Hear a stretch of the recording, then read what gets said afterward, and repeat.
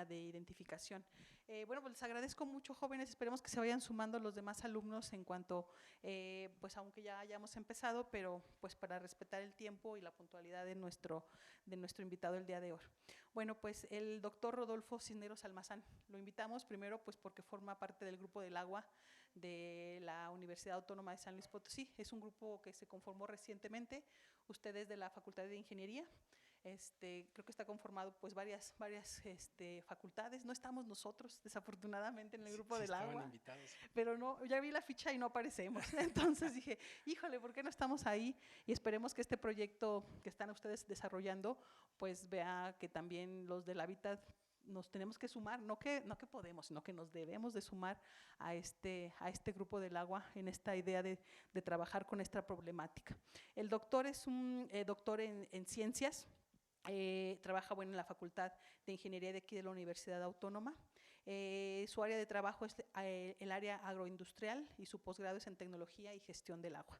Está en el programa del Sistema Nacional de Investigadores y me decía que pertenecía al grupo estatal. Al Consejo Hídrico Estatal. Al Consejo Hídrico Estatal. Entonces, bueno, también es una responsabilidad muy grande. Ahora, no sé si ustedes vieron, ¿se acuerdan que vimos el primer video cuando hicimos la presentación del tema? Esta pequeña ficha del agua que está escaseando, justo es de las participaciones que tienen. Tenemos también su ponencia en YouTube, también la tienen ya los alumnos que hicieron la primera presentación del diagnóstico del agua, también lo tenemos ahí como material. Y bueno, pues las líneas de investigación del doctor son gestión del agua en ambientes urbanos y rurales, uso eficiente del agua en la agricultura, tecnologías apropiadas para el consumo del agua doméstica, soluciones basadas en la naturaleza, sistemas urbanos de drenaje sostenible, humedales construidos para el tratamiento de agua doméstica e industrial. Como verán ustedes, pues nos cae así como al dedo en el tema. Justo le pedíamos nosotros que nos hablara sobre pues el tratamiento, la recolección, el reuso, la disminución del uso del agua. Entonces, bueno, pues sin ninguna otra cuestión, pues no sé si quisiera agregar algo más a esta sinopsis, profesor, No, pero ninguna. pues daríamos inicio a su presentación y pues esperemos que vayan preparando sus preguntas porque acuérdense que titulamos charlas y en las charlas se necesitan dos. Entonces, preguntas de allá para acá y conocimiento de aquí para allá. No, también las preguntas van de aquí para allá. También. Perfecto, sí, porque para ellos ver si no ya investigaron, entonces sí deben de tener mucha a ver si información. no se durmieron para el final de la charla. Sí, muchísimas gracias, gracias doctora. Bueno, ya me presentaron, muchísimas gracias por la invitación. La verdad, cuando me dijeron que estaba invitado a esta facultad, la verdad me dio muchísimo gusto, de veras de corazón y lo digo sinceramente, no de manera nada más convencional, porque, bueno, es la primera vez que tengo contacto con jóvenes que están en la parte del diseño. Y nosotros en ingeniería necesitamos mucho de la parte del diseño, y cuando me dicen que hay diseñadores industriales, cuando me dicen que hay diseñadores del paisaje, etcétera, etcétera, la verdad es que dije, justo es lo que necesitamos, que haya una interdisciplinariedad entre todas las disciplinas, valga la redundancia, ingeniería, ciencias químicas, hábitat y todos los que tenemos que ver con aspectos tan importantes, en este caso como en el tema del agua. Y ya una vez dicho esto, nada más déjenme que… les voy a dar nada más a conocer el contenido brevemente sobre las generalidades de los aspectos hídricos, así de manera muy rápida. Les voy a hablar un poquito del modelo Weiser y las soluciones basadas en la naturaleza. Les voy a también hablar sobre lo que parece que ustedes están interesados en la parte de la gestión del agua en la zona universitaria poniente de la universidad, aunque por lo que me señalan ya se han metido muy a fondo ustedes y a lo mejor no les voy a decir mucho, pero probablemente sí les vaya a confirmar algunas cosas. Y finalmente, bueno, pues hacemos algunas consideraciones generales. Dicho esto, pues, déjenme. El asunto del agua Yo siempre lo he puesto en tres niveles. Básicamente es que es un problema de cantidad, también de calidad y de distribución. Podemos tener cantidad pero no calidad, o podemos tener calidad pero no cantidad. Difícilmente tenemos las tres cosas juntas. Y bueno, un ejemplo de esto es el día cero en Monterrey, apenas el año pasado, donde tenemos la presa del Cuchillo, pues básicamente Monterrey se quedó sin agua. Y en este año nos tocó a nosotros estar básicamente con estos problemas, porque nos quedamos sin agua sin tres presas: la del Peaje, la del San José, donde nos surtimos, y la del Realito. Estas nos daban algo así como 750 litros por segundo entre las dos.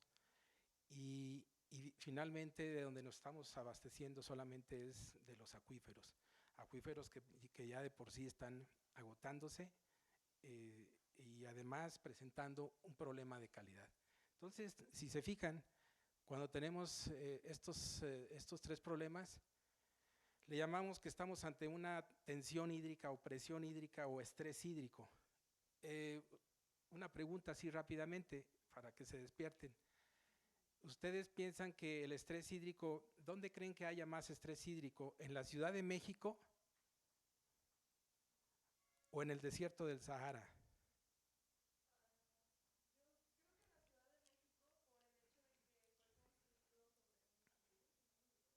¿Lago?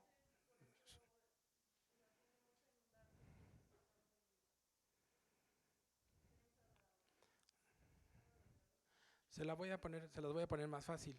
¿Dónde habrá más estrés hídrico? ¿En el desierto del Sahara o aquí en San Luis Potosí? ¿Por qué?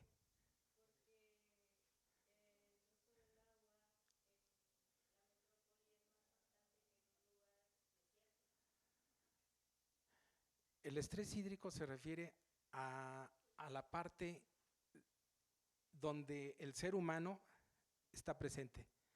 Donde no hay seres humanos, pues no hay estrés hídrico. En realidad, las especies que están ahí se adaptan perfectamente, las plantas, los animales están perfectamente adaptados, pero cuando interviene el ser humano y está luchando por abastecerse de agua, entonces sí podemos hablar de un estrés hídrico. Pues eso es justamente lo que presentamos nosotros. Tenemos un problema de cantidad, a veces de calidad, y sobre todo distribución. Y un problema de distribución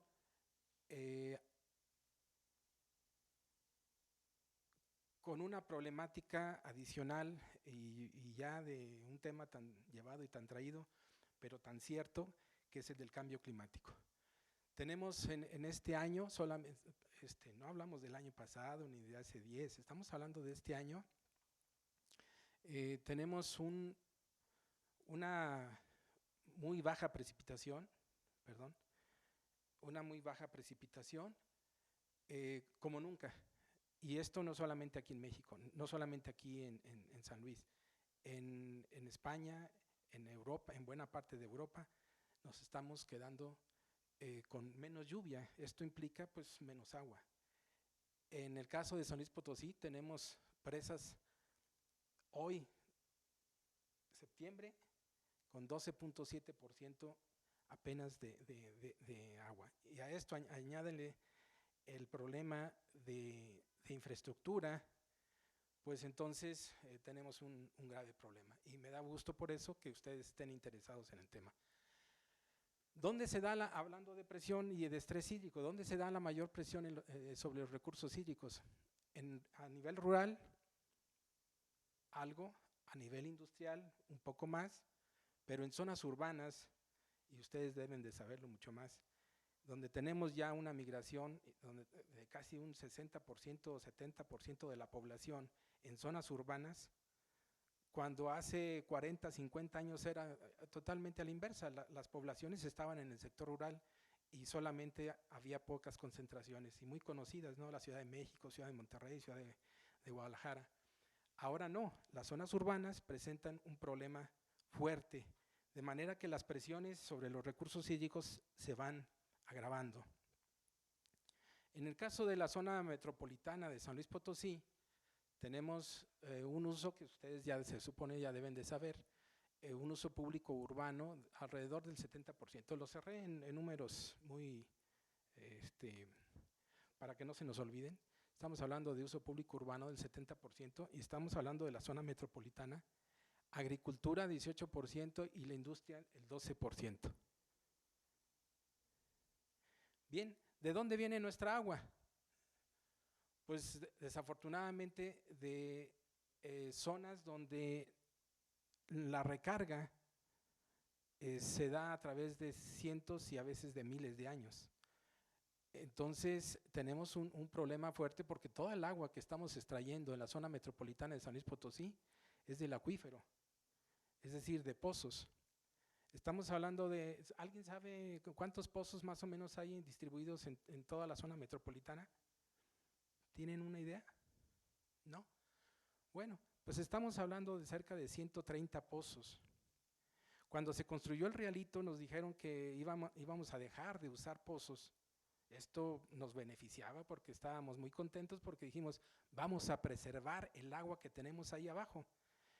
Pero resulta que pues, el Rialito no dio la suficiente cantidad de agua que estábamos necesitando y ahorita menos.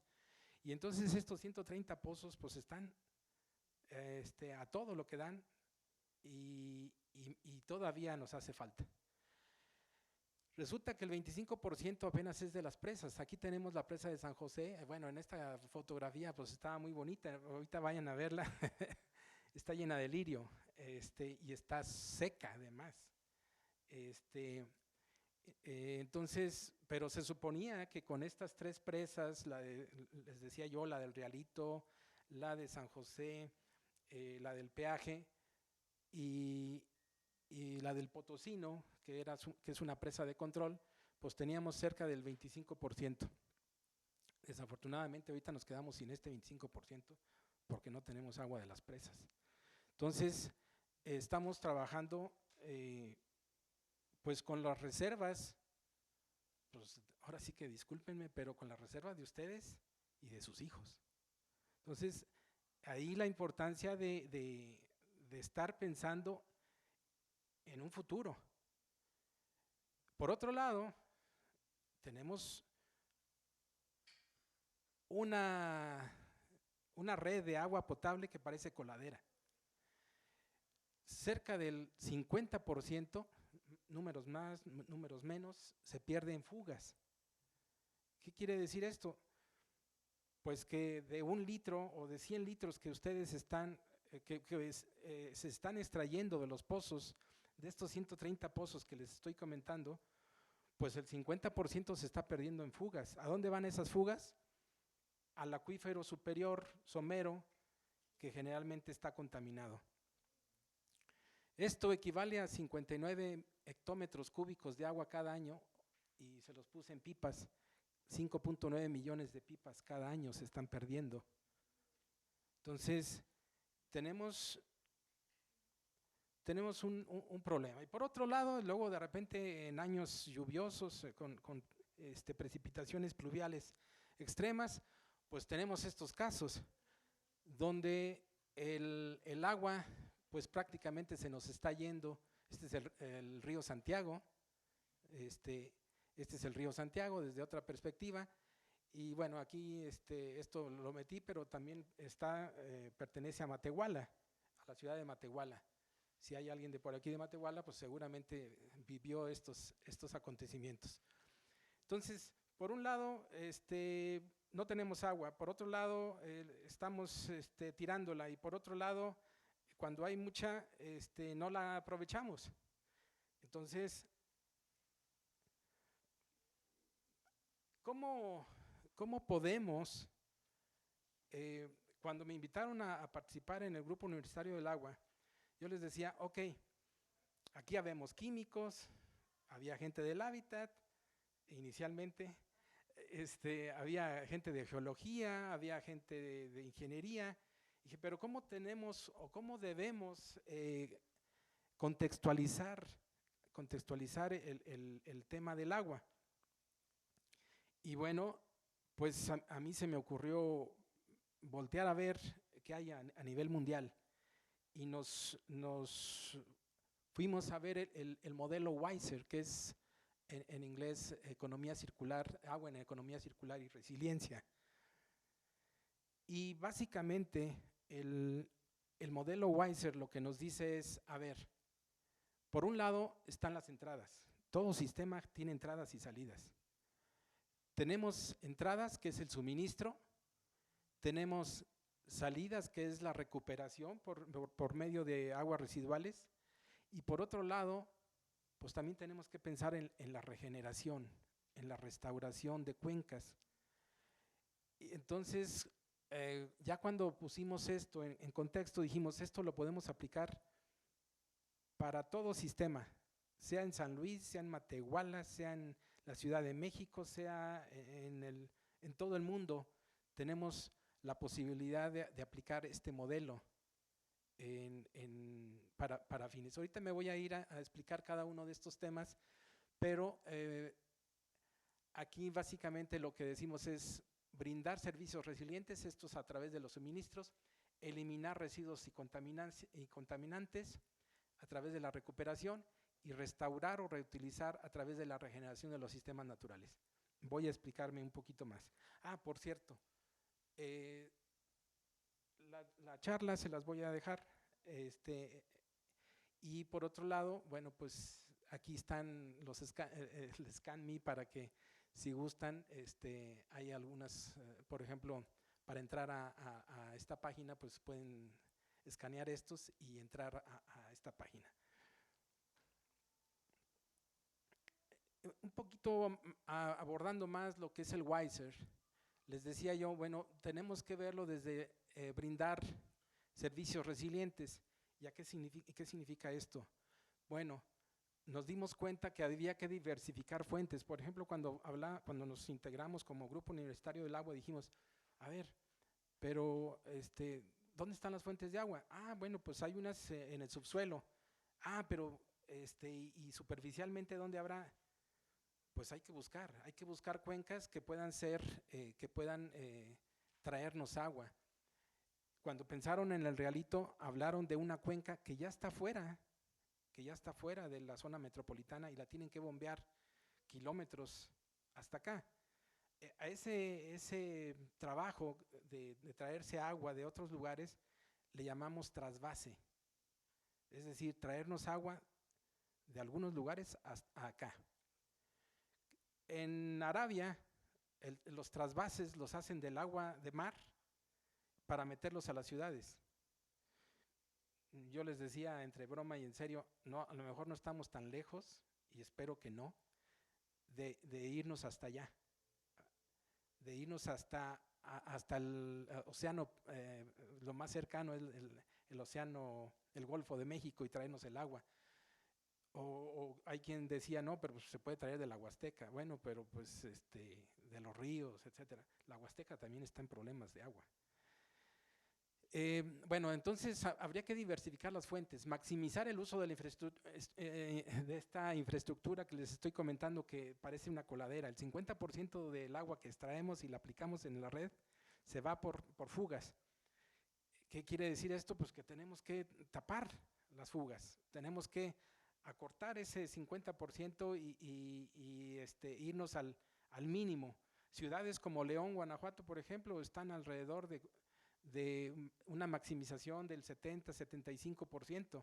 Nosotros aquí tenemos el 50, 45, 48%. Eso es grave. Tenemos que planificar e invertir. No tenemos que ver el problema ahorita que tenemos en este año 2023. Tenemos que pensar a futuro, y por eso me dio mucho gusto estar aquí con ustedes, porque el día de mañana ustedes son diseñadores que van a pensar en el futuro, y qué bueno que se dan estos espacios. Eliminar residuos y contaminación. Pues sabían que los residuos son dinero, por eso era economía circular, porque hasta ahorita los hemos visto como residuos, como que nos estorban, pero cuando le damos el valor energético, entonces podemos obtener recursos de los mismos residuos. Bueno, entre paréntesis, en otras partes del mundo, estamos hablando de Europa, Estados Unidos, las plantas de tratamiento generan recursos. Muchos de esos recursos se van a la fabricación de fertilizantes y esos fertilizantes se vuelven a incorporar a los suelos. Entonces, esto es energía circular. Optimizar las operaciones. Pues tenemos que optimizar los sistemas de tratamiento que ya de por sí están pues con problemas. Cerca del 50% de las plantas de tratamiento en México no funcionan, cerca del 50%. Imagínense la cantidad no solamente de dinero, sino de agua que no se está tratando. Entonces, ¿a dónde van a dar esos recursos? Pues se pierden, eso es ineficiencia. Tenemos que optimizar las operaciones. Recuperar los recursos, ya les decía, tenemos que maximizar la producción de fertilizantes, por ejemplo. Y finalmente, no nos debemos de olvidar de la regeneración de los sistemas naturales. Tenemos que proteger las sierras.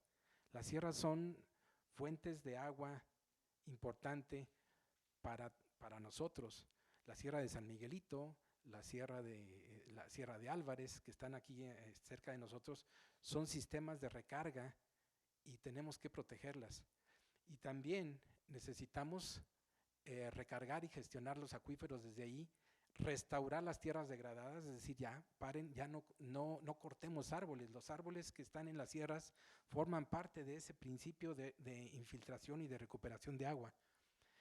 Luego están incorporar soluciones basadas en la naturaleza. De este punto, a mí me encanta y se los voy a comentar un poquito más adelante, hablando de esa incorporación de soluciones basadas en la naturaleza.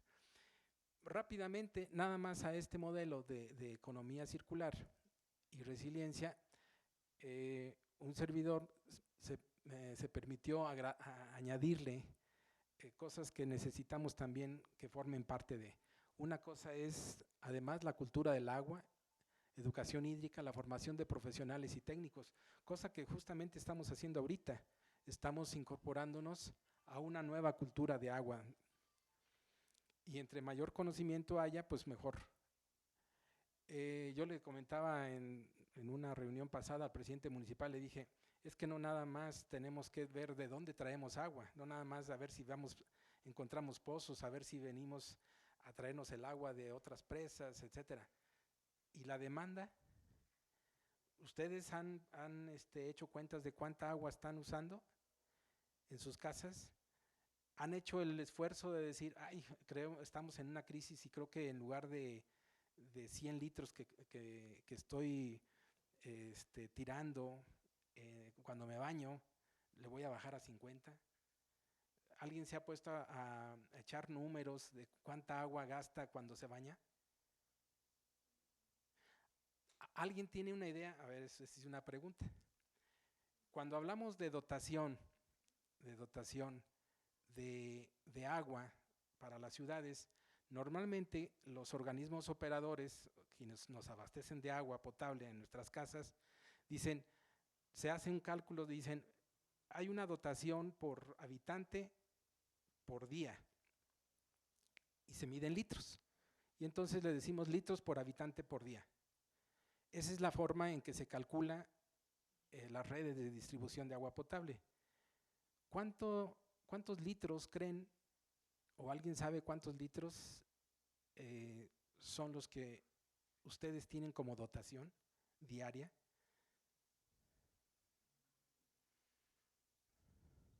A ver, allá el amigo de Cachucha que está dormido. No estaba dormido nada más. 200 a 250. Bueno, se fue un poquito arriba porque déjenme decirles que en zonas rurales, en zonas donde no hay pozo, donde no hay nada, estamos hablando de 50 litros por habitante por día. Es una cantidad muy baja. La Organización Mundial de la Salud dijo, con 100 a 150 es más que suficiente como dotación por cada habitante por día. Entonces, si ustedes multiplican esta dotación por el número de habitantes,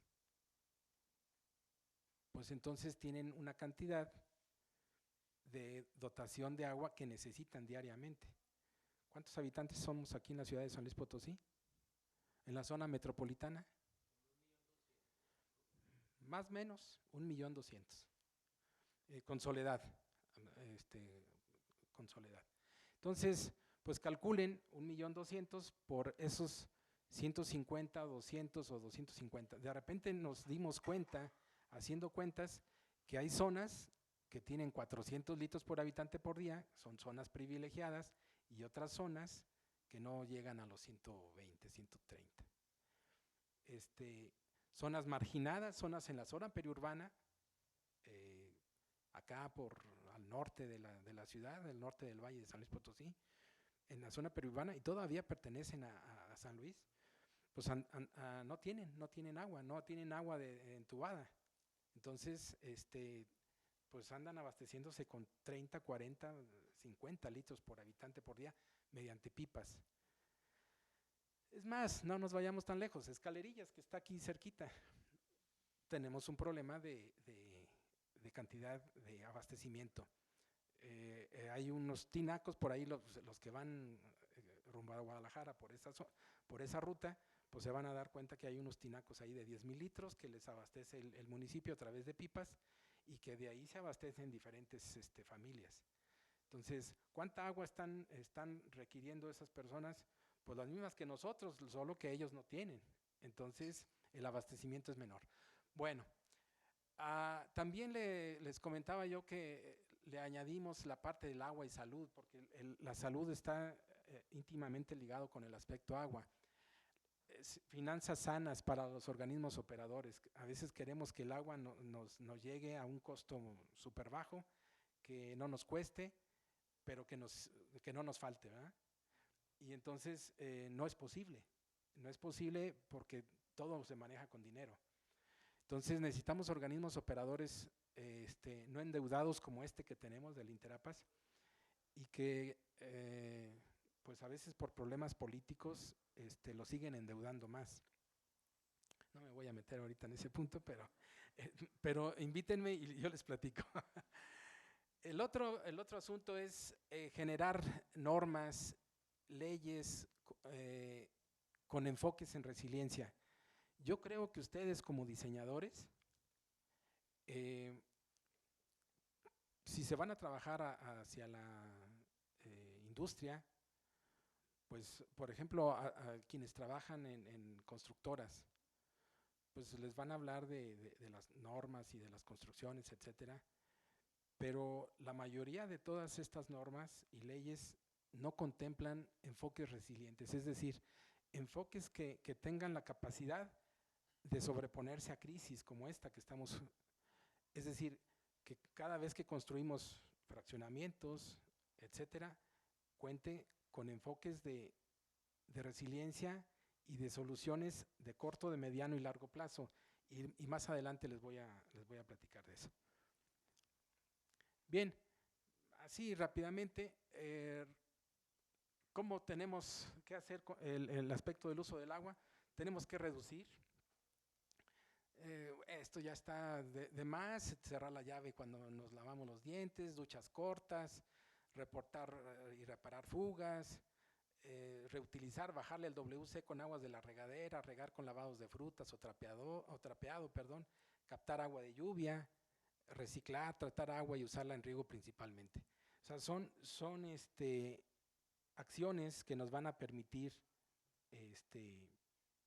pues poder utilizar mejor el agua. Bueno, hago yo la pregunta, ¿hacia dónde vamos? Y la pregunta es, ¿vamos bien? La respuesta nos la dio hace algunos años. Dice que los sistemas convencionales de gestión hídrica no cumplen con los requerimientos actuales de la demanda. Entonces, una línea que me gustó tomar como una línea de investigación, pues es esta, la de soluciones basadas en la naturaleza. Esto es aprovechamiento y gestión de los recursos hídricos en zonas urbanas, pero también hay en zonas rurales, en zonas marítimas, etcétera. Bueno, aquí tenemos una cuenca, esta es una cuenca hidrográfica, tenemos las montañas, de ahí escurren los ríos, tenemos lagos, no tenemos en nuestro caso, no tenemos mar, pero pues hay zonas donde sí hay. Y tenemos las ciudades. ¿Cómo podemos gestionar integralmente el tema del agua? Bueno, primero tenemos que conservar y proteger los recursos hídricos desde la parte más alta, lo que les decía yo de las sierras. Tenemos que conservar las sierras. Por otro lado, establecer desvíos, inundaciones para reducir inundaciones. Lo que se hace acá arriba en las presas del Potosino, se estaba planeando dentro del Grupo Universitario del Agua proponer que también se hiciera otra presa adicionalmente a la de San José, porque la de San José ya se está asolvando, y del 100% que tenía inicialmente, de los cerca de 8 o 9 millones de metros cúbicos, pues solamente podemos utilizar la mitad porque lo demás ya está solvado. Entonces, tenemos que utilizar más presas que puedan captar agua y que puedan además conducirla a los mantos acuíferos. Restaurar el paisaje forestal, bueno, a través de la conservación de cuencas. También mejora de la infiltración con escorrentía urbana, es decir, a través de pavimentos permeables, y voy a hablarles un poco más adelante de esto. Proporcionar infiltración y biorretención en espacios verdes.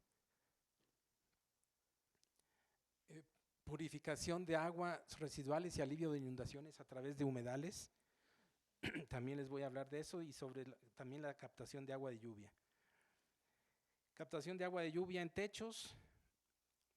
De esta manera podemos llegar a lo que hace cerca de 15 años ha estado muy en boga, desafortunadamente en Europa y en Estados Unidos, el tema de los sistemas urbanos de drenaje sostenible. ¿Quién ha oído hablar de los sistemas urbanos de drenaje sostenible?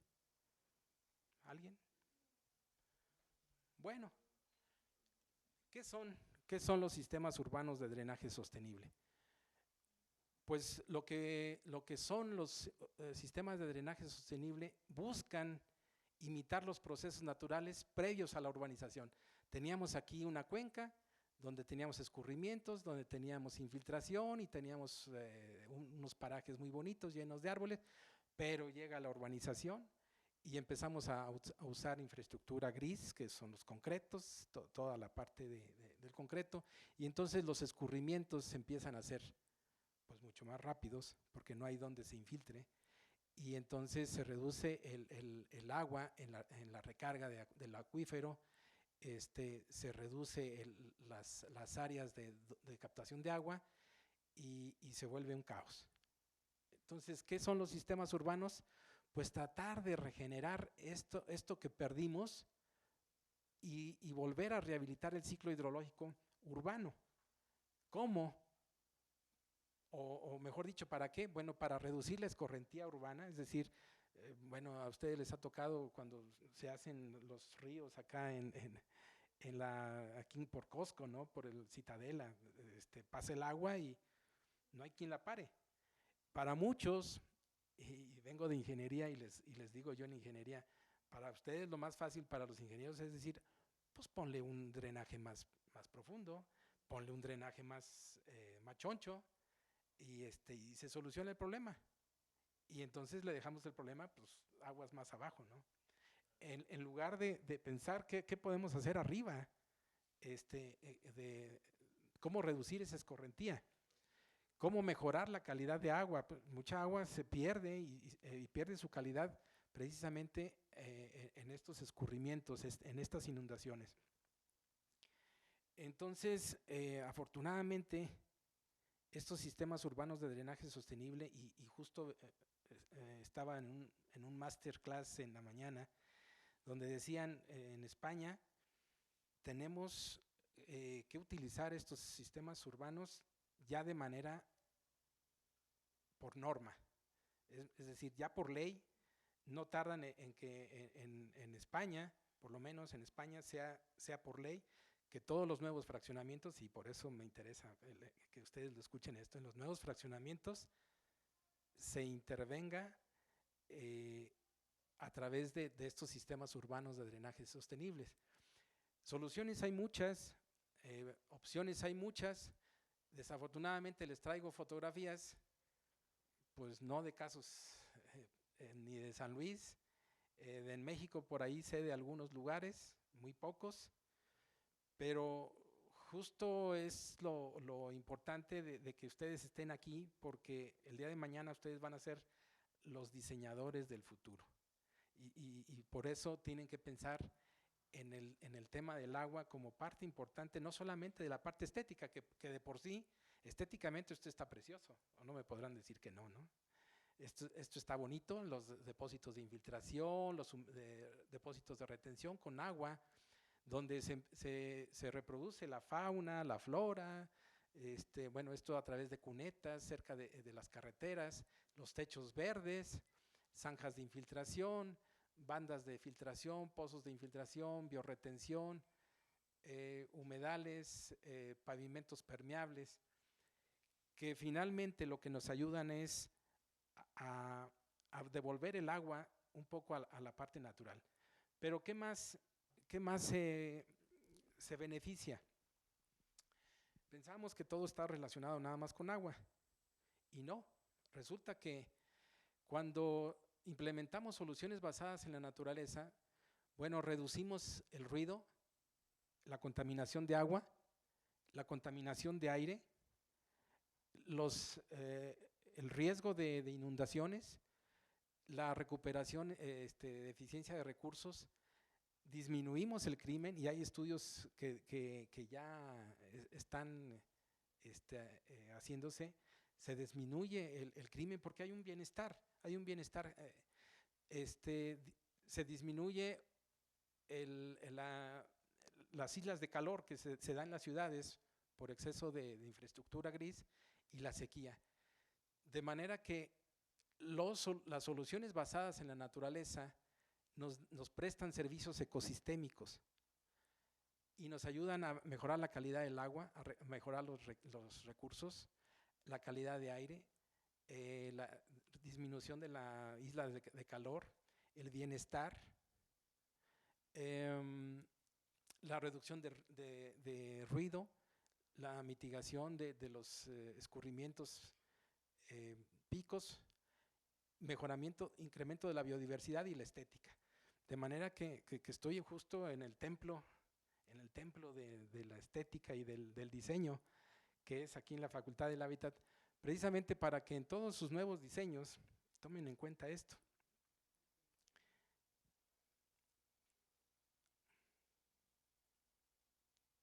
Bueno, yo pudiera decirles, no, pues sí, mucho rollo, y eso lo hacen allá, y eso lo hacen acá, pero pues me van a decir, bueno, ¿y tú qué has hecho? Bueno, pues de manera así rápidamente lo que hemos estado proponiendo es, con varias tesis, sobre todo de maestría, trabajar con sistemas urbanos de drenaje sostenible. Ahorita nada más a nivel de, ¿es factible? ¿Es posible hacer estos sistemas urbanos? Y bueno, por ahí trabajé esta tesis con Alan Pérez Durán. Estoy trabajando, trabajé a través de modelos de sistemas de drenaje pluvial convencional, incorporando sistemas urbanos de drenaje sostenible. Un caso ahí en Pozos, se hizo la modelación con un software que se tiene. Hay otro asunto, es que también la captura de carbono es importante. La captura de carbono nos da incrementos en el valor, y bueno, hicimos por ahí unas corridas. Esto lo hicimos con Ponce de León el año pasado. estamos ahorita trabajando igual modelación de sistemas urbanos de drenaje sostenible en zonas industriales. Esto lo estoy haciendo con una alumna de maestría, con Mayra. Y pues bueno, ¿qué más? Decimos en ingeniería, y yo creo que no sé si aquí también en el hábitat decimos que solo lo que se mide se puede mejorar. Tenemos un principio en ingeniería que decimos, lo que no se mide no se controla, y lo que no se controla pues no se mejora. Entonces, tenemos comparativas entre un sistema tradicional de tratamiento de agua residual, que no sé si las hayan visto, de lodos activados, contra un humedal de tratamiento de aguas residuales, y lo tenemos bien calificado, bien dimensionado. Son dos tecnologías, pero con una utilizando los sistemas basados en la naturaleza, en este caso, y los otros, los tradicionales. Tenemos los mismos, la misma cantidad de agua que entra, pero fíjense en la eficiencia energética. Se requieren bombas, se requiere estar aireando para que se produzca el tratamiento, pero nos cuesta 6,840 kilowatts por hora por mes, mientras que en estos sistemas naturales, cero kilowatts. Químicos, aquí no tenemos aquí tenemos cero, aunque en otros sistemas de tratamiento sí tenemos que utilizar químicos, en este no, pero igual, los sistemas donde las plantas utilizan el agua y la tratan y la mejoran, no necesitan químicos. Ellos tiran 4,000 litros por mes, nosotros esos 4,000 apenas es por año. Y el mantenimiento de operación, esto es donde está la diferencia, de 60,000 a 100,000 pesos por mes, por todo el gasto energético. En este caso, nuestros gastos de operación no pasan de 2,500 a 6,000 pesos por mes. Y además nos da ecosistemas resilientes, fomenta la biodiversidad, valor paisajístico, etcétera. Esta es una muestra de agua, que cómo entró y cómo sale, y con una calidad aceptable. Hemos trabajado también con empresas que hacen estos sistemas de tratamiento. Esta es la primera empresa en San Luis Potosí, afortunadamente tenemos este caso, que aceptó trabajar con las soluciones basadas en la naturaleza. Esto es para tratar sus aguas residuales. Esto es Palsgar, es una industria alimentaria, y lo que hizo es aceptar que se hiciera un humedal construido para tratamiento de agua, y recupera el 100% de su agua de manera sostenible y de manera natural. ¿No es barato? No es barato. Hay una inversión inicial alta, pero el costo de operación se recupera en un plazo muy corto.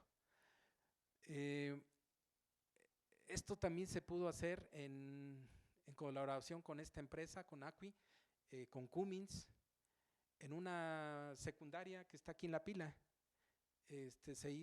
Tenían agua residual, que antes normalmente iban las pipas a descargar las aguas residuales de los baños, se las llevaban y les cobraban una determinada cantidad.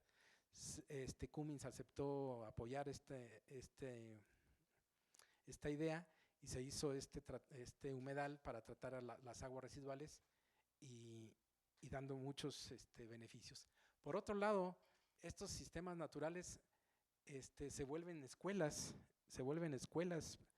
porque los alumnos, pues qué mejor laboratorio que les digas, oye, fíjate que hay la química, y cuando la química la vemos como algo compleja, la vemos como algo que no nos consta, no la tenemos clara, pero cuando decimos, mira, aquí en estos humedales de tratamiento se dan procesos físicos, se dan procesos químicos, microbiológicos, y les empiezas a explicar ahí en el lugar, qué diferencia, ¿no?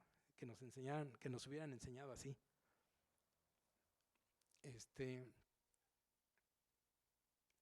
Bueno, y ahora sí, paso a lo de al tema de la gestión de agua de San Luis, de la zona universitaria. ¿Y qué creen? Que en realidad no les voy a aportar mucho más de lo que ustedes ya saben. Lo que sí me comprometo es a que cualquier duda que salga después de esto, están cordialmente invitados a que platiquemos acerca de esto y demás. ¿Por qué? ¿Por qué no les voy a aportar más? Seguramente esta tesis ya la tienen por ahí, ¿no? ¿Cierto? ¿No? Por ahí me comentan a unos chicos que no. ¿No? Pues entonces qué bueno. Yo pensé que ustedes ya la tenían aquí, ya está súper revisada. Pues en el año 2010, Alain Ricardo Picos Benítez, alumno de nosotros, hizo este estudio para la reducción del consumo de agua en la zona universitaria poniente de la Universidad Autónoma de San Luis Potosí, mediante sustitución de muebles sanitarios, captación de agua de lluvia, cambio de jardinería y reutilización de agua tratada. Pues lo que ustedes me estaban pidiendo.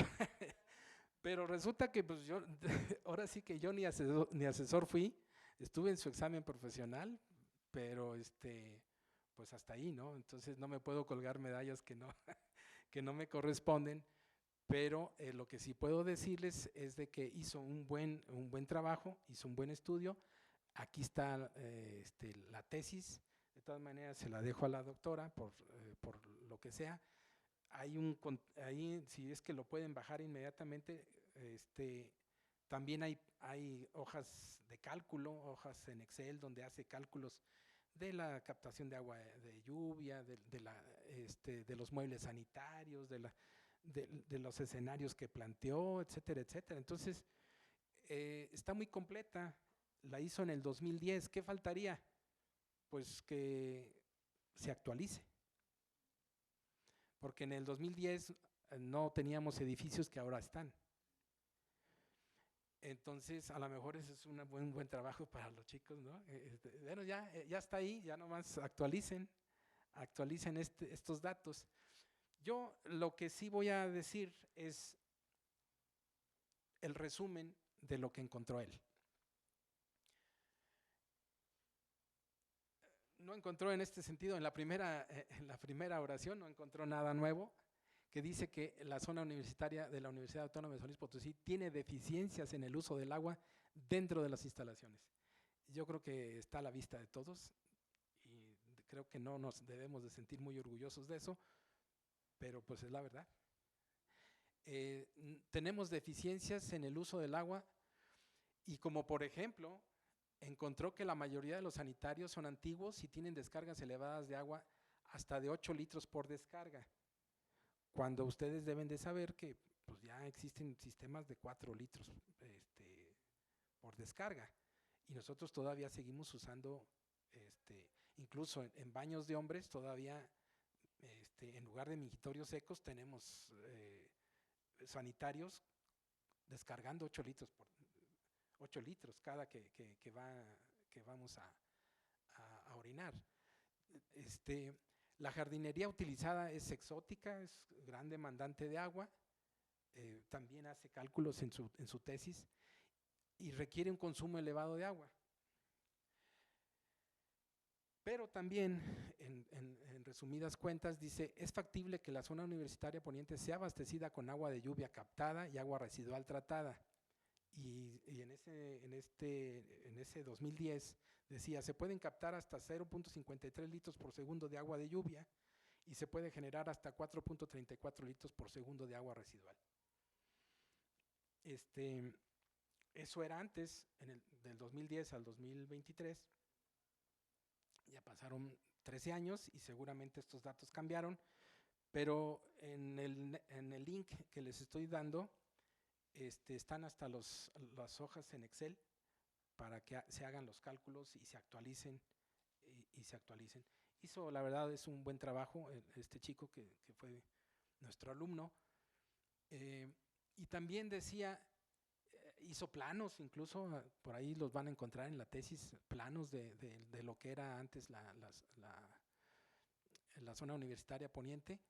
Y dice, se podría disminuir en la extracción de agua del pozo mediante diferentes alternativas como cambios de sanitarios, cambios de jardinería por cero jardinería, es decir, utilizar las cactáceas, los magueylitos y todos esos que requieren poca agua, captación y utilización de agua de lluvia y el tratamiento y reutilización de aguas residuales. Cabe señalar que este chico, cuando hizo esta tesis, todavía ni siquiera se escuchaban por ahí de las soluciones basadas en la naturaleza de las que les hablé hace ratito. Entonces, quiero pensar que ustedes pueden caminar por esa ruta de actualizar datos y ver la parte de las soluciones o de los sistemas urbanos de drenaje sostenible. ¿Qué más encontró? Encontró que el consumo de agua potable en el mejor de los casos se puede disminuir hasta en un 36.6% del consumo de agua total utilizada. Bueno, ¿cómo? Bueno, ya lo habíamos dicho en la diapositiva anterior, a través de cambio de sanitarios, es decir, reducimos demanda, porque no todo es saber de dónde sacamos agua, sino también de cómo le hacemos para no gastar tanta. Cambio de jardinería, captación y utilización de agua de lluvia y el tratamiento y reutilización de aguas residuales. Y finalmente, y algo que tiene que ver mucho con ustedes, dice que a pesar de que los escenarios demuestran que el consumo de agua se puede disminuir, ¿qué creen? La mala noticia. Se encontró que el costo necesario para llevar a cabo estas alternativas es elevado. Y en tiempos de crisis y en tiempos donde la universidad apenas tiene para lo indispensable, pues esto se vuelve un caso para Batman, ¿no? Se vuelve complicado porque llevar a cabo estas alternativas es elevado. Y otra cosa que también tiene que ver con ustedes, debido principalmente a la deficiente planeación. Y es lo que les decía cuando veíamos el modelo Weiser, necesitamos planear no para resolver el problema de ahorita, necesitamos resolver el problema de mediano y de largo plazo. Y nos dice que principalmente hay una deficiencia en la planeación que existió al diseñar los espacios de la zona universitaria poniente, de la universidad. ¿Es culpa de alguien? No, yo no lo veo así. Yo simplemente lo veo como que no teníamos la información necesaria para hacerlo. Y que a veces cuando ustedes están diseñando dices, o construyo este tanque o le echo un segundo piso a tal edificio. ¿Y qué dicen?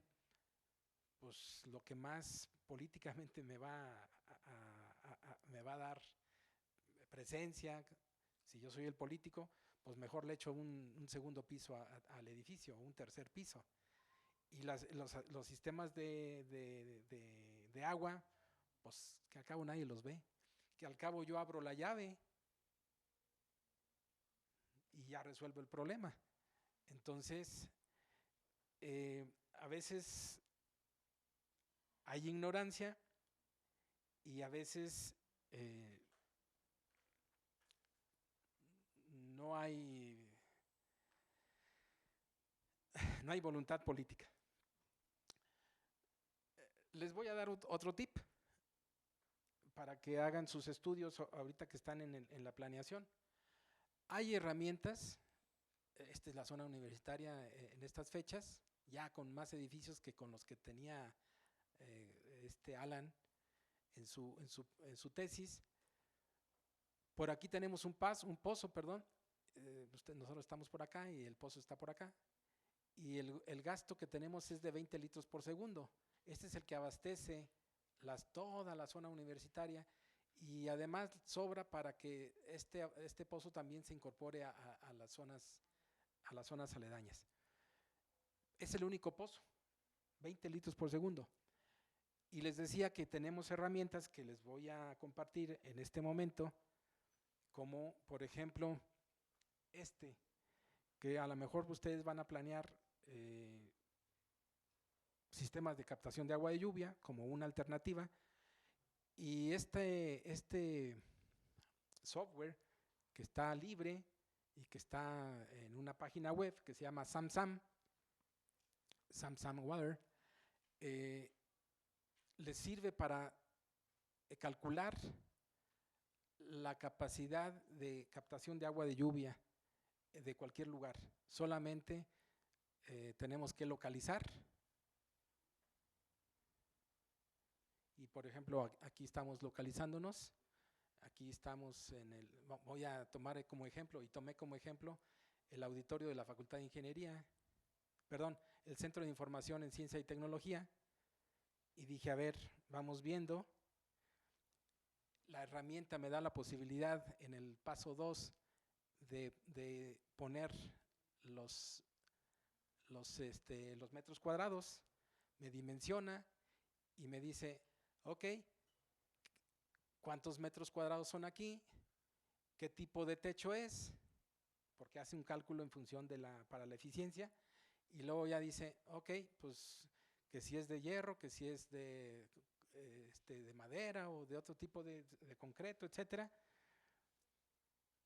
En un paso 3, yo le digo la demanda que tengo. Número de personas que van a usar el agua, le puse 1000, pues por poner un ejemplo, lo hice especialmente para ustedes. Le puse, bueno, ¿qué promedio de demanda vamos a tener? Bueno, 10 litros por persona por día, porque ustedes no viven aquí. O sea, solamente vienen a estar unas horas. Y le puse, bueno, ya calculan automáticamente pues que son 10,000 litros por día. Este es en el paso 3. En el paso 4 ya nos da el resultado y nos dice, mira, como está geoposicionado y además nos da las características climatológicas, en esta zona tenemos estas características de lluvia en enero, febrero, hasta diciembre. Esta es normalmente la precipitación. Fíjense, en septiembre se supone que es el mes llovedor. ¿Cómo estamos? Pues entonces, nos da la precipitación y nos dice, a ver, pues con esta precipitación anualmente puedes tú producir en este techo 172,100 litros. Y dice, no, bueno, pues en teoría está bastante bien, pero resulta que la demanda que nosotros le pusimos, híjole, pues anda sobre los 300,000 y nosotros apenas estamos en estos meses. Esto es lo que nosotros tenemos como agua disponible con ese techo. Bueno, hay que aclarar, con el techo que le dimos del centro de investigación, se me olvida siempre, de diseño y tecnología. Bueno, la biblioteca, pues. Entonces, esta es nuestra demanda, en la línea roja, y pues no la llegamos.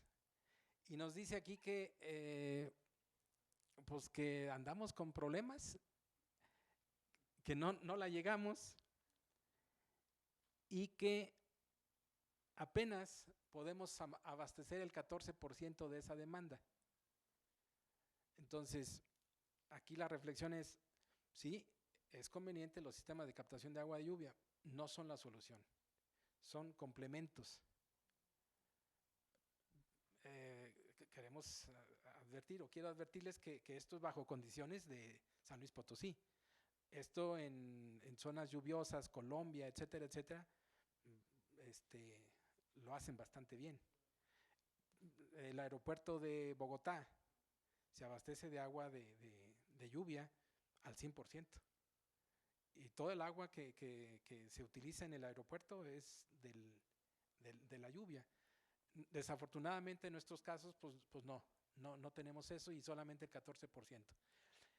Pero también afortunadamente este software nos dice, ¿y cuál es la capacidad de almacenamiento que debemos de tener? Esto es una pregunta bien importante, porque luego a veces pensamos que decimos, no, pues ya tenemos agua de lluvia y tenemos, oye, y la cisterna que vamos a ponerle, ¿de qué tamaño?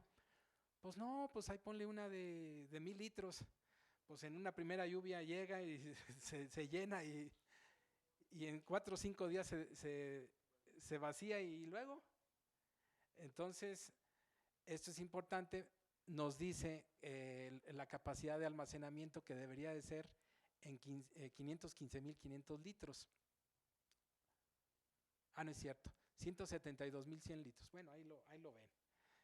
Ahí le ponen los ejemplos, pero incluso nos dice que si en años secos, en años húmedos, cómo funcionaría, pero de alguna manera tienen herramientas para su diseño y eso es parte de lo que les quería compartir.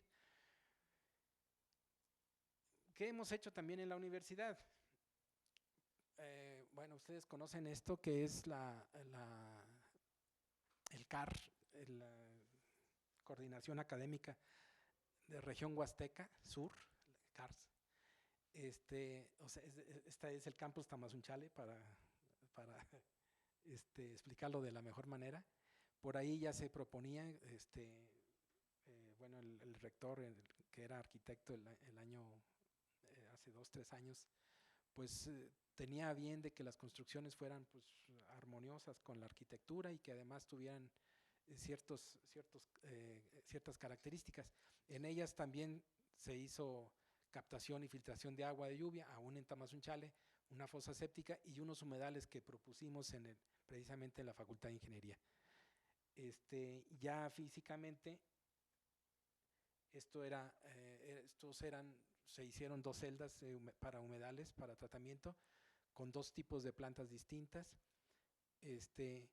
Por ahí también hicimos un trabajo de maestría para ver la eficiencia con ya funcionando estas plantas y pues ahí están. No me pregunten cómo están ahorita porque no he ido, pero se propusieron en su momento y están ahí. También se hicieron propuestas para el campus Salinas para tratamiento de aguas residuales y todavía hace poco estaban en estas condiciones. Pues aguas residuales tratadas mediante sistemas naturales. Eso es importante. ¿Se puede en todos lugares? Porque me pueden preguntar, a lo mejor una de las preguntas que me van a hacer, oye, ¿se puede aquí en la zona universitaria poniente? Todo tiene una ventaja y una desventaja. Las ventajas es ya todas las que les dije de los sistemas basados en la naturaleza, pero las desventajas es de que requieren espacio.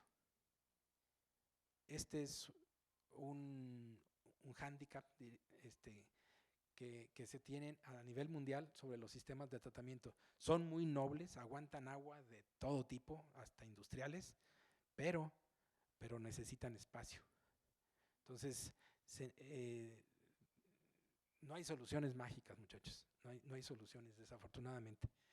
Les comentaba yo que tenemos colaboración con las empresas, es otro humedal de tratamiento con esta agua residual sanitaria y además con agua industrial, con agua, sí, industrial, pero de alimentos.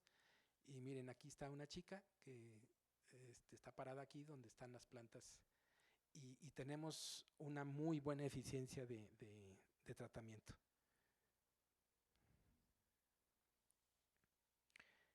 Ya, con eso me despido, nada más, no los quiero cansar más. ¿Qué debemos de concluir de esta charla?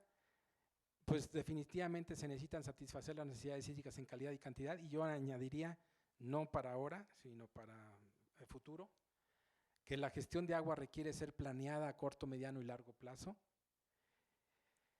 Yo algo que he andado promoviendo es que se requieran incentivos y obligaciones en las leyes y normas, principalmente a nivel urbano e industrial. Si no está en la ley, ya me ha tocado que pues a nadie le importa. Si no está en las normas de construcción, a nadie le importa.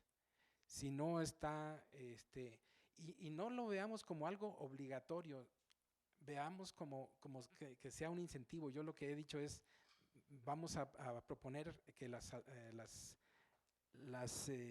compañías que están construyendo tengan incentivos fiscales cuando construyan con este tipo de sistemas. Y finalmente, y por eso estoy aquí, porque requerimos un cambio de paradigmas en las soluciones. Ustedes jóvenes están a lo mejor formándose con profesores que vivieron ya una etapa anterior que tenía que ver con infraestructura gris, construcciones, concreto, etcétera, etcétera, pero tenemos que ir a lo natural. Bueno, esa es mi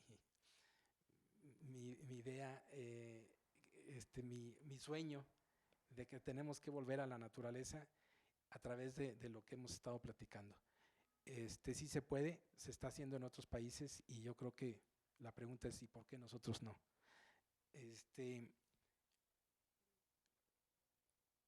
Bueno, ya una reflexión al final. Podemos saber poco del futuro, pero lo suficiente para darnos cuenta de que hay mucho que hacer.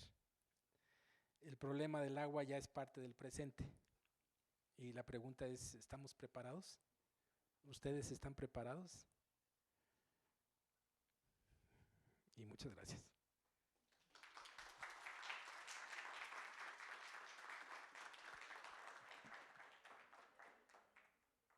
Muchas gracias, doctor. Aquí había una serie de preguntas en este lugar que andamos por acá los alumnos. Había unas preguntas, ¿las haces?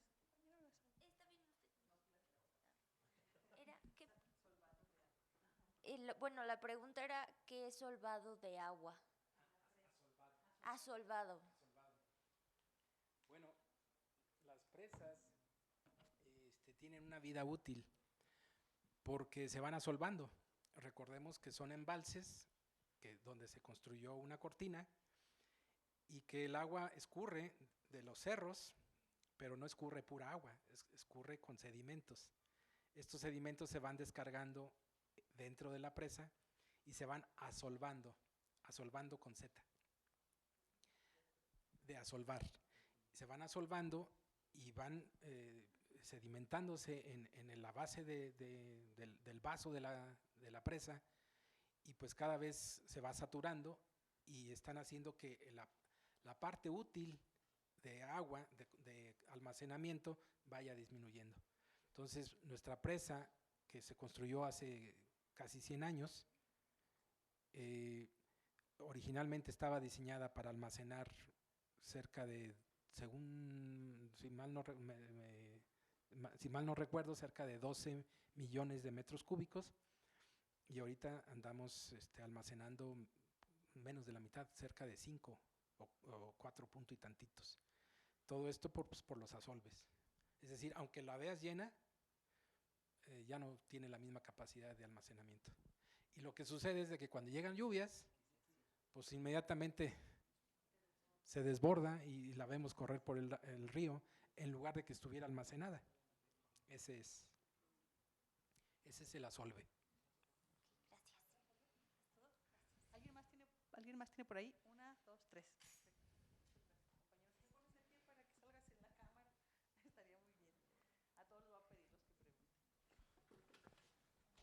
Sí. Bueno, mi pregunta es más que nada en cuestión del tratamiento con los humedales. Primero, la cantidad mínima de espacio que se necesita para tener un sistema como estos. Mira, no hay mínimo. Lo que hay es un cálculo que está en función de la cantidad de agua que entra, porque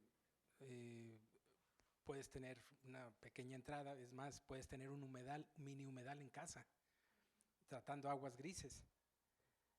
De hecho, se hizo en una tesis. Se trataban aguas grises del lavabo y se llevaban a un pequeño humedal.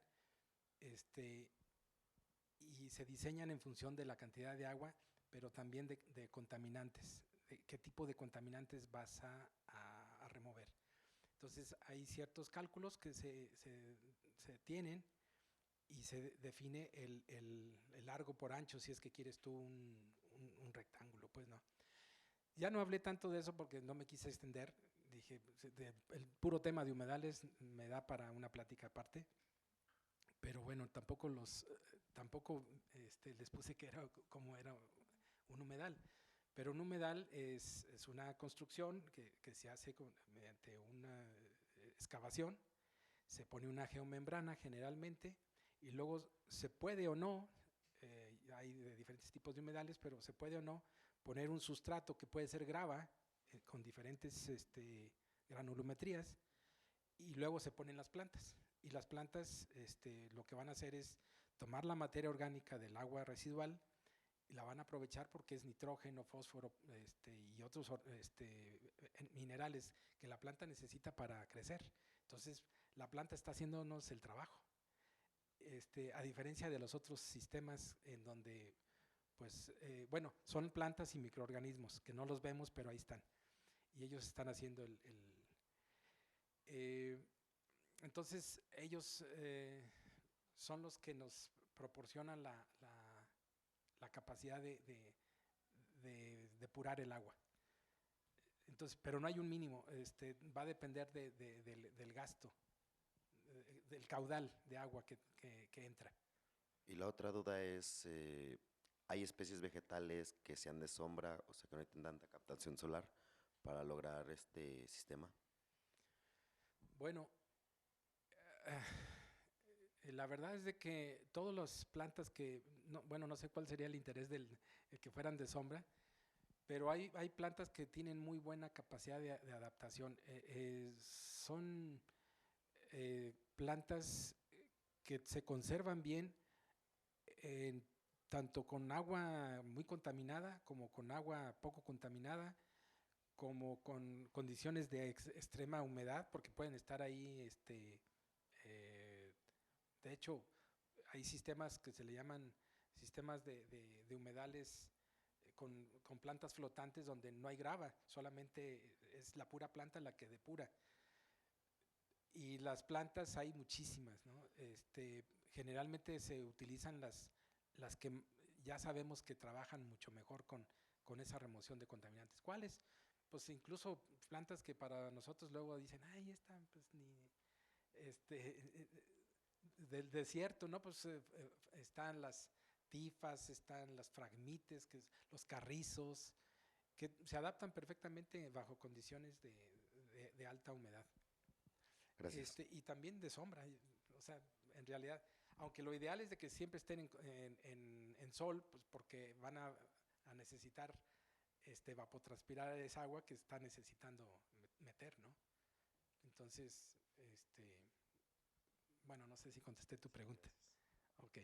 Bueno, hay quienes están trabajando humedales con especies de ornamentales, por ejemplo.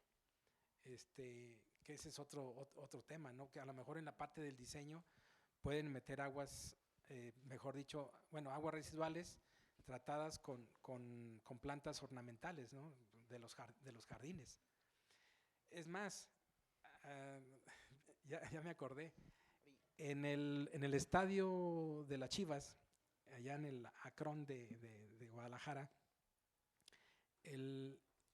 toda el agua de los baños se trata con humedales y la gente ni se da cuenta que están, que los humedales se están tratando porque pasan y ven jardineras.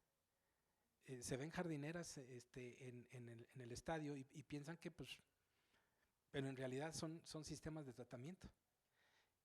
Hay mucho en internet, chequen jardineras o biojardinería para tratamiento de agua y hay cosas bastante interesantes. Bueno, yo también quería preguntar algo respecto a los humedales. Mencionaba que había una de las desventajas es que eran costosos. Yo quería preguntar, pues, ¿por qué son costosos? O sea, ¿qué diferencia, por ejemplo, implica en gasto a una planta de tratamiento tradicional y un humedal? Bueno, dije costosos, aunque no lo comparé con qué.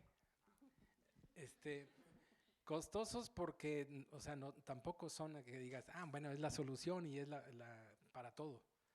No, son baratos con respecto a los otros sistemas de tratamiento. Por ejemplo, en una de las diapositivas veíamos la de los lodos activados. O son lodos que están bombeándose todo el día y ahí quienes hacen el trabajo de depuración son los bichitos o microorganismos, bacterias que hacen la depuración pero lo que necesitan esas plantas de tratamiento, y por eso están el 50% abandonadas en todo el país, pues es energía. ¿Qué sucede? Ya en situaciones reales, el municipio, el que les diga, el que les guste, Río Verde, dice, oye, yo, gobierno, necesito una planta de tratamiento. Sí, está bien. Ok, y hacen la construcción del tratamiento convencional, de sistemas de lodos, y resulta que pues ya la inauguran, llega el presidente municipal, el gobernador, la inauguran y dicen, bueno, pues ahí nos vemos. En el primer mes, pácatelas, llegan los recibos de luz. Oye, pues esto, ¿con qué se va a pagar? No sé, eso es tu bronca, ese ya pasa a formar parte del municipio y tú lo pagas. ¿Y qué dice el municipio? Oye, yo tengo dinero, pero no para gastarlo en tratamiento de agua, ni la gente ni la ve, pues mejor me alzo el cuello con una calle, con una renovada en la plaza de principal, y la gente me va a aplaudir. El sistema de tratamiento no me va a dejar, entonces no le voy a invertir, cancelan el pago de luz y se queda parada. Y así hay miles, literalmente miles de plantas de tratamiento paradas en todo el país. Los sistemas de tratamiento naturales no. La pregunta era ¿qué tan caro? Bueno, no son tan caros como los sistemas de lodos, pero sí le tienen que invertir. Y finalmente también se le tiene que dar mantenimiento, pues, como si se les diera mantenimiento a un jardín, más o menos similar a un jardín. Pero hay veces que ni eso, o sea, dicen, no, pues ahí las plantas hacen todo y hacen todo el tratamiento. Nos está sucediendo en Salinas, nos está sucediendo ahí en La Pila, en la secundaria, donde les construimos el humedal y pues dejaron crecer ahí las malas hierbas y todo, como diciendo, pues hay que haga el sistema. Y sí lo está depurando, porque las malas hierbas hasta eso también hacen, ¿no? Pero necesitan mantenimiento para que estéticamente se vean bien. Entonces, lo que sí es de que el mantenimiento es mucho, mucho mayor con una planta de tratamiento aerobia o de lodos activados, como se les llama, a los humedales, ¿no? Entonces, vamos, cuesta, pero no tanto. Y lo más importante, el mantenimiento es mucho, mucho menor. O sea, ¿serían viables para acá? Sí, claro, totalmente viables. Son viables, claro. Sí, no, de eso no hay duda. ¿Preguntas, jóvenes? ¿Más preguntas por ahí?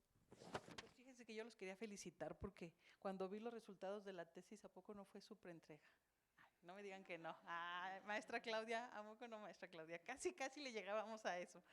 Encontraron los alumnos y bueno, díganme, ¿a poco no? A ver, tú dinos acá. ¿Qué encontraron en sus resultados? No, yo tenía una pregunta. Ahorita nos preguntas. ¿Qué encontraron en sus resultados? ¿Quién quiere lucirse de los resultados que encontraron? De los científicos. Vente, allá, compañeros. Ya hicieron la investigación de campo. Va. Entregaron resultados y yo cuando vi los resultados de su tesis, no andábamos en tantos números, pero por ahí andábamos definitivamente muy bien. Okay. ¿Qué encontraron? Díganle al doctor, ¿qué encontraron ustedes? Bueno, encontramos varias cosas en muchos sentidos sobre el agua. Nosotros, bueno, por ejemplo, mi equipo, hicimos una investigación sobre las bajadas del agua de todos los edificios de toda la zona universitaria y nos dimos cuenta que en realidad ningún edificio está haciendo como un aprovechamiento adecuado del agua pluvial, y también que muchos edificios ni siquiera contaban con bajadas de agua adecuadas, o sea, se estaba filtrando todo el agua al edificio. Entonces sí fue una de las problemáticas que vimos en su exposición. Y bueno, también pues muchos espacios desaprovechados de ese tipo. También vi que muchos equipos habían visto que muchas plantas de las que están aquí no tienen, no son apropiadas para la región, entonces necesitan mucho más agua de la que está pudiendo tener, y mucho más en esta escasez de agua del estado. Entonces sí pudimos ver muchas de las problemáticas que, que había mencionado. ¿Alguien más quiere decirnos qué más encontraron ustedes de las que nos dio aquí los ando luciendo y no quieren lucirse. Ya alguien ya entró a checar la tesis con el ScanMe que les puse ahí. Y sí, ya vieron el contenido. Pues con el acceso de ustedes como alumnos. Debe de entrar con tu clave.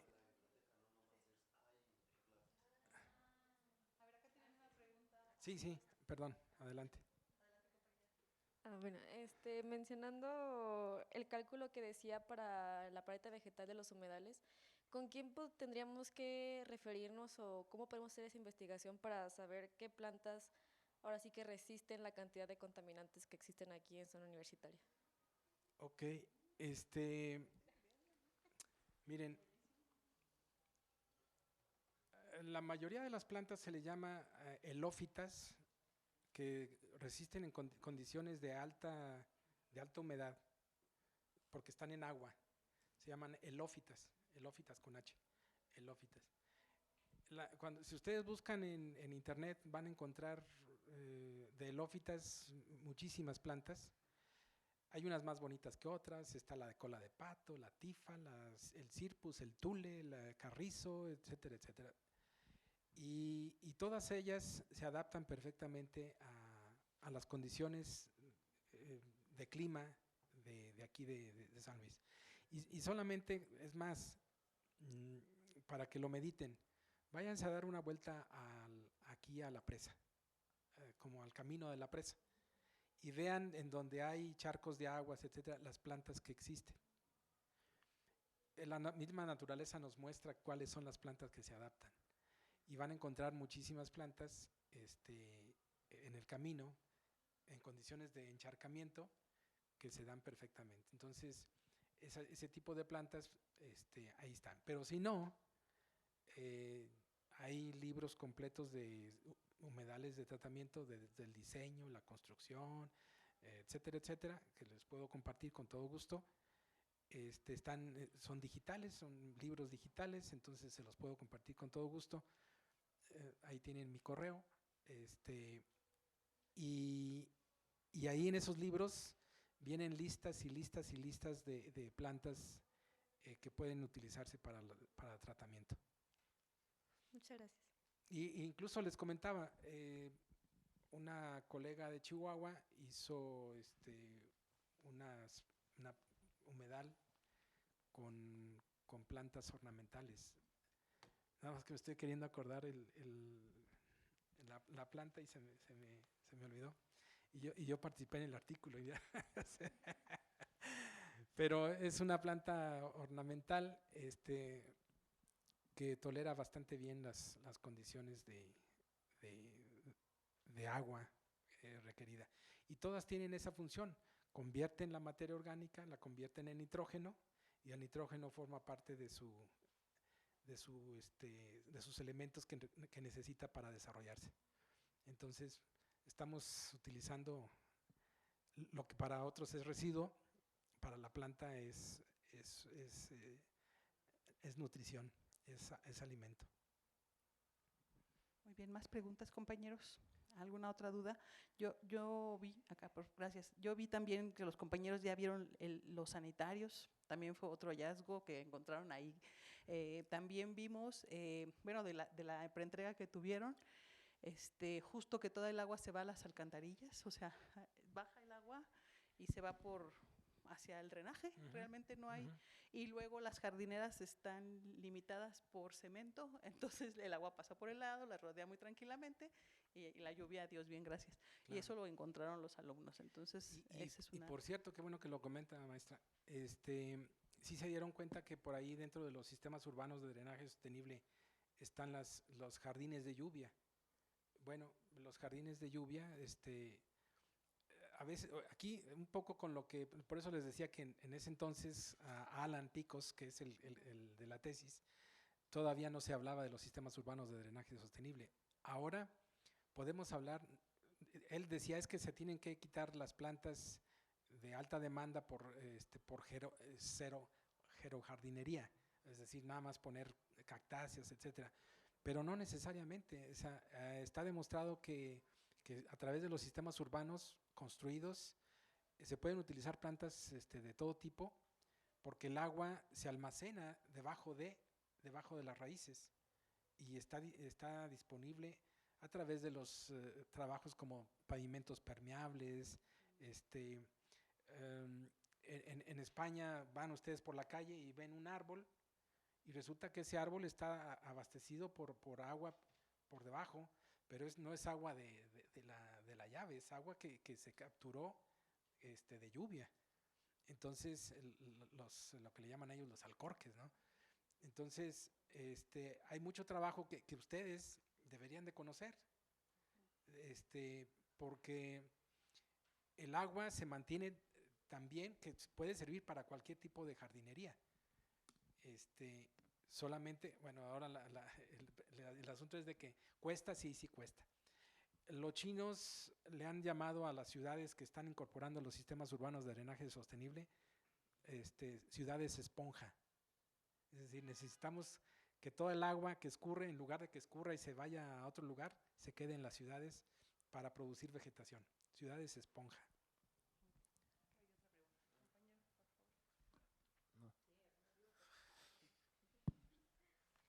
Una duda rápida.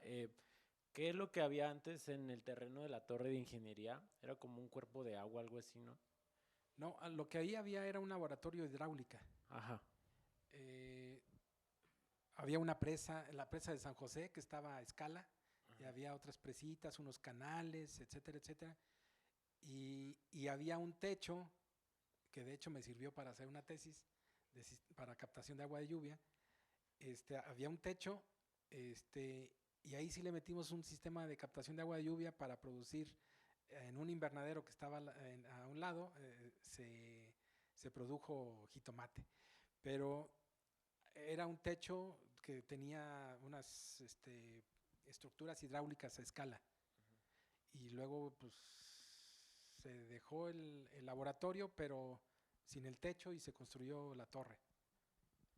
Gracias. Sí. ¿Alguna otra pregunta, Que por jóvenes? cierto, Sí, dígame. yo pensé, dije, pues le van lo de las bajadas que comentaba la chica. Perdón, ¿tu nombre? Mesli. Decía, pues vimos que no hay bajadas, etcétera. Pues bueno, es que lo lamentable es que seguimos construyendo y seguimos construyendo como antes, sin ver espacios de oportunidad para aprovechar el agua. Y por eso decía yo que sí estoy contento de estar aquí, porque ustedes tienen que tener otra dimensión de las cosas. Muchas gracias. Sí, la tienen. Ya están más conscientes. La compañera nos puede decir cuáles son las plantas que no deben de estar aquí. A ver, dinos, porque tú fuiste ahí en la conferencia de las plantas. ¿Sí te acuerdas, no? Pues el eucalipto nada más, me acuerdo de ese. Bueno, el eucalipto, sí. Algo de la India. ¿Cómo se llama? Laurel de la India. Y Sí, nada, sí. me acuerdo de esos dos. Sí, son plantas invasoras. Y el pasto, sí. Ajá. Porque estuvieron aquí en una conferencia con un doctor de aquí, el maestro Renato. Sí. Sobre Por las cierto, plantas. me fueron a hacer una del Green Metrics. Sí, de Green Metrics, exactamente. Y me quedé con la duda. Yo quería asistir porque dije, a ver cómo andamos. Hasta donde yo supe andábamos muy mal. Sí. No sé si coincide. Sí, fue la conferencia con él. No sé si coincidió en términos él. de plantas estamos mal, ¿verdad? Fue lo que nos dijo el profesor Renato acá en la... Pues no solamente que de estuvieron. plantas, de lo que hablábamos, de los Ustedes verdes. mijitorios, de los sanitarios, etcétera. Andamos muy mal. Ahí en ingeniería hay una azotea verde. Sí, el techo verde, sí. ¿Y qué hay con ese que se ha replicado, no? ¿Cómo funciona? Ahí tenemos ahí unas dudas también nosotros. Miren, ese techo verde fue promovido por un doctor de ahí de ingeniería con apoyo de la empresa Cummins. Cummins fue el que aportó el recurso y dijo, va, porque es una buena opción. Y de hecho está dentro de los sistemas urbanos de drenaje sostenibles, o los SUDS. Los techos verdes forman parte de. Son costosos y todo lo que ustedes quieran, pero pues finalmente nos ayudan. ¿Cómo va? En un tiempo medio los descuidaron y a veces hasta daba pena porque lo veía uno desde la torre, precisamente esta de ingeniería, lo veía hacia abajo y se veía seco, seco, seco, porque pues no había agua porque al parecer no le dejaron ahí una cisterna que pudiera alimentar. Entonces, pues o era agua de la lluvia o tenía que subir el agua para regar, que no es lo lógico, sino que se conserve con agua de lluvia. Tengo entendido que ya la van recuperando y ahí está, y pueden de hecho ustedes entrar, se van por el edificio y ahí lo pueden ver. Sirve que me dan parte a ver cómo está. Pero hasta donde yo sé, se estaba recuperando, pero en un tiempo sí por el problema de agua, o pensaron que como que se iba a dar ahí sola. Solito. Ajá, pero no, las cosas necesitan mantenimiento. Una última pregunta, a ver, no sé si alguien más tenga alguna, pero nos interesa esta parte de la gestión y el financiamiento que vimos por ahí que ustedes habían hecho. Aquí los alumnos, sobre todo algunos de algunas disciplinas, se forman en la gestión de recursos, asociaciones, ONGs, etcétera. Aquí vimos algunas que están participando. ¿Esa posibilidad podría ser viable, digo, como Cummins aquí con el Techo Verde, para llevar a cabo un proyecto tal vez piloto de los que surjan aquí? Sí, bueno, miren, a decir verdad, no son fáciles, pero no imposibles. Ese Techo Verde que se hizo con apoyo de Cummins, de la empresa Cummins. Cummins también nos apoyó en el humedal de tratamiento para la secundaria que está localizada en La Pila. Hay otras fundaciones, el Grupo México, empresas como le llaman, con responsabilidad corporativa. Busquen las empresas con responsabilidad corporativa y o lo que equivale a las empresas socialmente responsables, y generalmente se puede gestionar apoyos. No son fáciles y probablemente a lo mejor algunos de ustedes dirán, pues entro a la carrera y a lo mejor dentro de 4 años me llega el apoyo, pero bueno, yo creo que aquí tiene que ser un trabajo entre profesores, estudiantes que hagan las propuestas, que hagan planos, que hagan los diseños, etcétera, etcétera, y pues los profesores que son los que nos quedamos, pues estemos ahí tras ellos, ¿no? Sí hay, pero sí hay que batallarle un poquito. No están así como que con la chequera abierta a ver a ver quién coopera, no. Constanzo también hace también ese tipo de cosas, creo, ¿no? No les sabría decir. Constanzo creo que participa en esos eventos. También. Pues podría ser. Canels también, creo, que tenemos aquí, por la colchonera también, creo. Pues para mí es nuevo, es sí. nuevo.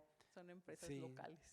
Sí, normalmente son aquellas que, bueno, la BMW pudiera ser, General Motors, o sea, son compañías muy grandes que dicen, bueno, ¿y cómo puedo aplicar impuestos en lugar de estarlos pagando? Pues lo hacen a través de las fundaciones.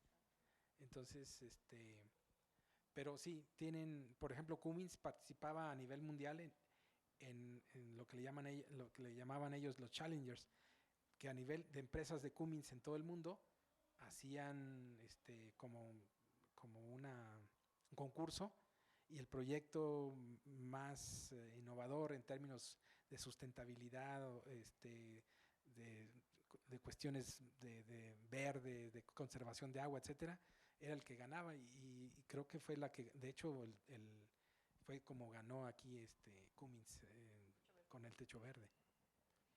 Digo, también pues son empresas que tienen mucho dinero y que lo aplican en fundaciones de ellos mismos en lugar de pagarlos de impuestos. Eso sí, es cierto.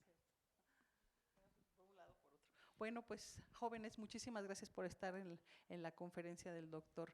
Le agradecemos mucho, doctor Rodolfo, No, pues su a sus órdenes. participación y pues su apertura y sobre todo que nos deje mucha información que, aunque ya hicimos la búsqueda de información, pues ya vimos que nos falta alguna. Y sobre todo de esta área, porque no nos habíamos acercado a las ingenierías. Pero pues ahí ya vimos lo importante que es pues, acercarnos con usted. Y bueno, pues también invitarlo, o más bien a los jóvenes a que se acerquen al doctor, ya lo conocieron, es muy amable, entonces podemos ahí, nos dejó ahí su correo, entiendo que le podemos escribir Sí, claro, claro que sí. para con gusto. poder resolver Claro. algunas dudas o algunas consultas ya Claro, específicas. con gusto. Pues sería nuestra parte. Maestra Claudia, ¿algo que nos quisieras aportar? Yo sí conocía sobre las empresas socialmente responsables y que sí realmente hay apoyo. Entonces, por ahí es donde pueden gestionar ustedes algo, ¿sí? Y pues básicamente, o sea, ¿no? Queda bastante claro. Muchas gracias, doctor.